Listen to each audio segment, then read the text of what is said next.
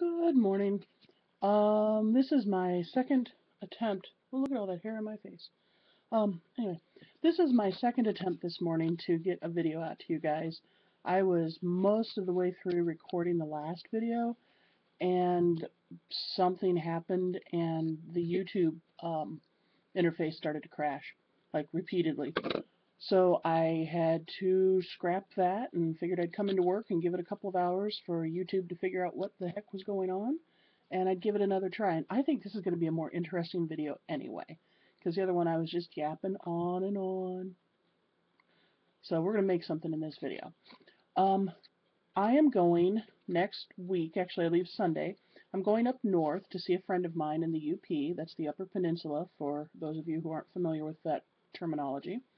And that would be the little finger of Michigan that is attached to Wisconsin and not at all attached to Michigan, but somehow Michigan owns it. I don't understand that myself. I'm from Kansas. All of our land is connected. But it's a beautiful area up there. And one of the things that I'm doing besides relaxing is I'm actually teaching some classes. And I'll be doing some classes and rituals and some other stuff. One of the things I'm going to be doing is an Isis ritual where we will be recognizing the goddess and acknowledging her and accepting different ways of having her in our lives. For that ritual, I am using an oil and an incense. And I'm going to tell you about the oil, and then I'm going to show you how to make the incense. These are both my own recipes. Neither of these are recipes that you will necessarily find online, although there are elements of both recipes that you can find, but you won't find the whole recipe because it's mine. So it's cherry picking is what it is. I went out and I did research on several different types of Egyptian incense recipes, and I pulled together something that embodied several of them, that was practical and used the supplies that I had on hand, because while I do love to go shopping for new stuff, I have to be practical a lot of the time and just use what I have. So that's my form of magic. That's my form of spell work, is using what's around me. So I made the oil. I'm calling it Isis oil, and I've got a little jar of it here. Can you smell it? Right, like you can smell it. And in the Isis oil, I used 7 oils. The primary oil is olive oil. I'm using it as a carrier so that this can be used as an anointing oil without actually harming skin. And inside of it, I have 2 drops of each. I have frankincense, myrrh, juniper, cedarwood, sandalwood, and cinnamon leaf. So it'll have a nice warm smell to it. I'm using several of those same resins and herbs or spices for the incense that I'm going to be making. So I'm going to try and do this so that I can fit it into a 15-minute video. So ready, set, go. Okay, so so I'm using dry spices and herbs for everything. This is cinnamon chips. What we're going to do is we're going to collect everything into a bowl first. When I do things like this that aren't meant to be consumed, that aren't meant to be put in the body, I kind of go through intuition as far as how much to use. And I do like the smell of cinnamon, and I do like the smell of smoking cinnamon. So I'm going to put 3 parts of cinnamon in. Next, we're going to use some amber. Amber is a resin. Now watch your ambers, because some of them will smell really nice, and some of them really won't smell much at all. And actually, rather than pop that open, I bought a little package of amber. We'll just throw that in. So I've got a little package of amber. This company is, I don't know what company this is, but I buy this from our local little shop, Mimosa, in Madison. And it's just little prepackaged things. Like this little package was $7, and there's 2 good-sized pieces in there. It's probably about an ounce. Oh no, it's 4 to 5 grams. So we're going to throw these 2 little pieces of amber in here because, you know, I think that's about the right amount of amber. That staple out of there. Amber is a petrified resin.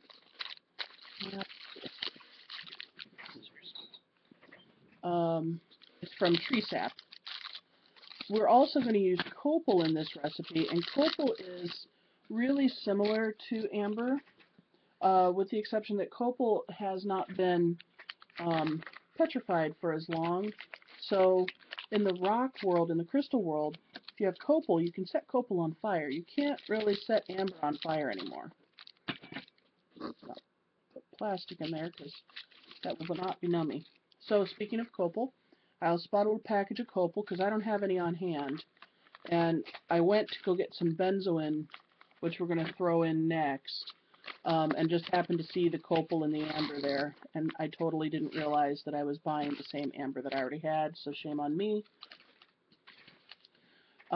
This is gum benzoin from Siam. Benzoin, as far as I understand, helps your incense burn a little bit better. So yeah, this is approximately, what is it? This is a ½ ounce of benzoin and 3/4 of an ounce of copal. We're going to add juniper berries. And I think I'm just going to have just part of a handful, okay? Part of another handful. Yeah, that's good.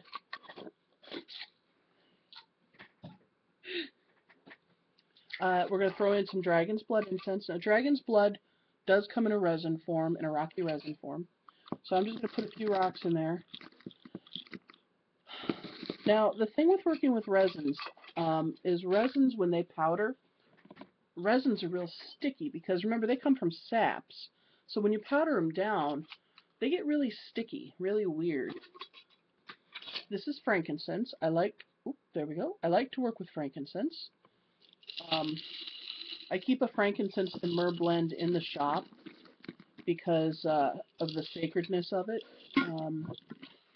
Frankincense and myrrh are two resins that have been used historically for centuries and centuries as gifts, as money, as form of trade.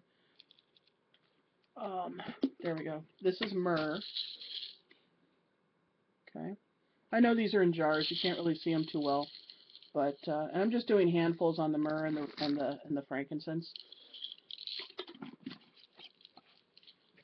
And then the last thing we're going to add to this is cedar chips.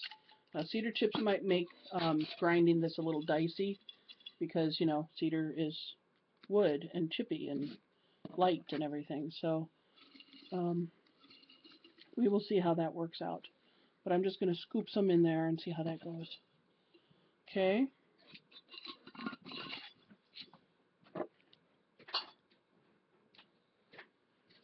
So now I've got this lovely little bowl. Oh, jazz. All kinds of goodies.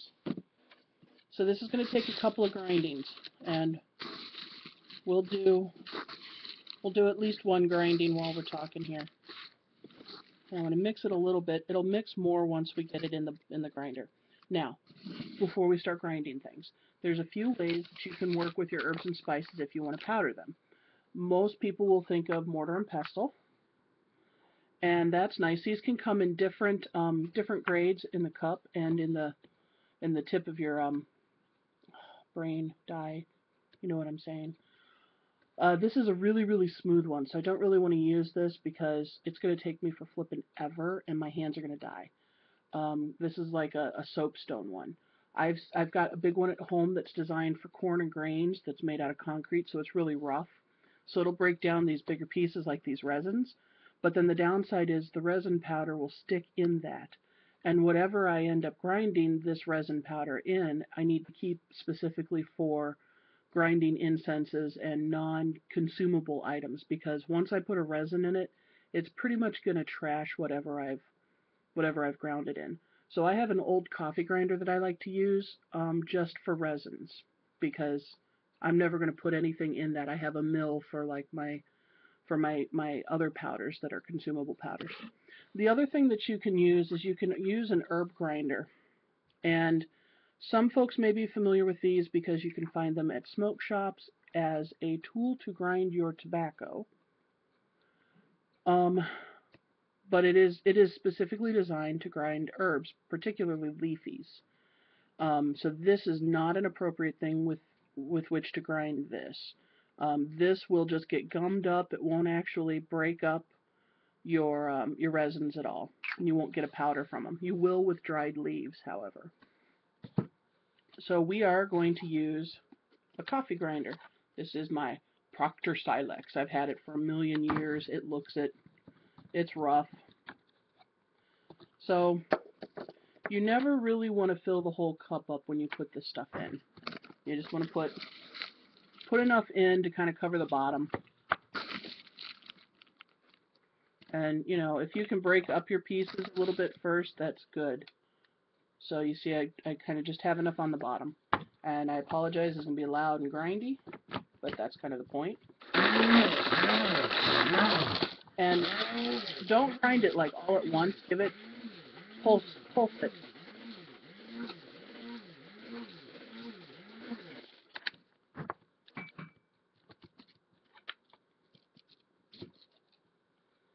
It's getting there. It's pretty good. So I do have a big chunk in here, so I'm going to pull that out. Do not stand over it when you open it and the powder is flying, because you will inhale it all. So that looks pretty good. The cedar chips are breaking down some. And I don't need to have a super fine powder on this. I mean, it's nice. If you want to spend the time doing that, great, do it.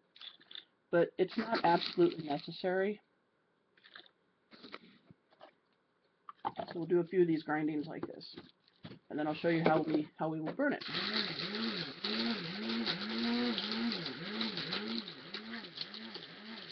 And a lot of these, like handhelds like this, if you flip them upside down, everything will catch in the cup. And I always give it a few taps to kind of get the powders to settle out of the blade. Yeah, we want to grind that one a little bit more.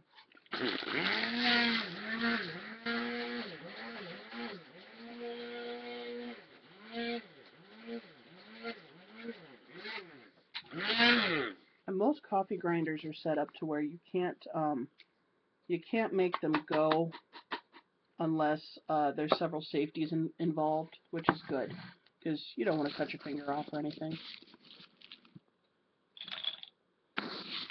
I can smell the junipers coming out. I can smell a little bit of the frankincense. I smell the dragon's blood.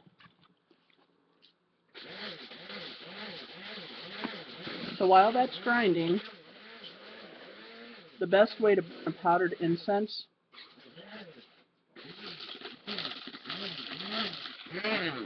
my little coffee maker's getting old. I'm due for a new one. Oh, those juniper berries. Those darn juniper berries.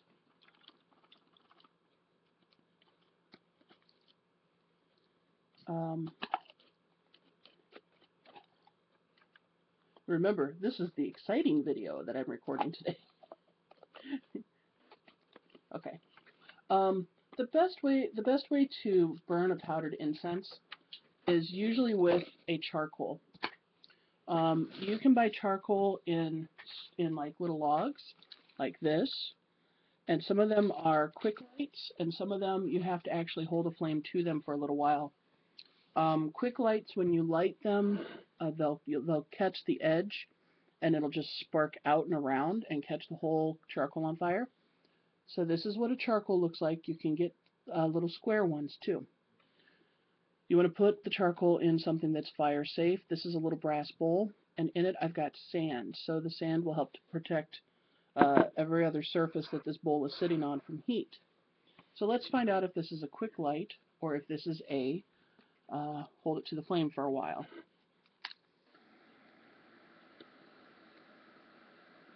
We got some sparking. It is starting to light, but I don't think this is a quick light necessarily, because it's not taking over. Like, you'll actually see the sparks will catch on the edge, and then it'll take over the whole coal.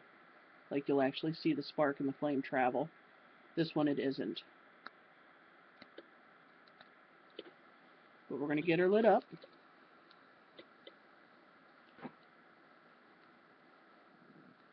I like to use the longer lighters like this, because then you don't you have less of a chance of setting your own fingers on fire, which is never fun.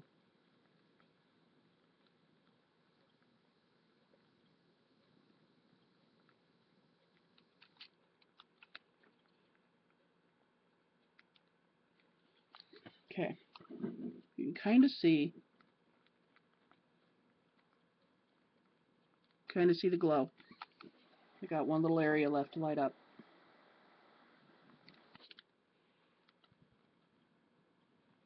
Yep, there we go. Okay, so then you just take a little bit of the incense